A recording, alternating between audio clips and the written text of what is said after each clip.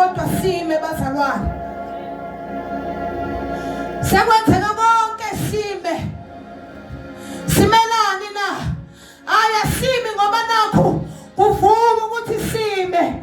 Abazalwane, kwesinye isikhathi kuyenzeka ufika izinto ezitshela ukuthi ungami. Ufika izinto ezitshela ukuthi guqa ngamadolo. Ekutshela izinto ezitshela ukuthi awuhlale phansi uthathe ikhefu. Ezitshela ukuthi akuzime kancane. Ezitshela ukuthi awusakwazi ukuqhubeka wena le ndlela inzima.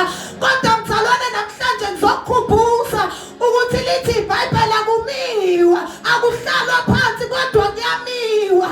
Asithi noma zifika ivunguzungu kodwa zithola ukuthi umile edwaleni elinguJesu. Lithi iBhayibheli abamile kulo awukosanga bananyakanyakasiswa. Lithi iBhayibheli bazalwane asifumaniseke simile. Lithi mina kuwena ngiyazi ukuthi uyeze esontweni kodwa ithini position yakho noNkulunkulu? Are you standing or are you sitting down? Ithini position yakho maqondana nomkhuleko? Are you standing or are you sitting down? Ithini position yakho ngokuseva uNkulunkulu? Are you standing or are you sitting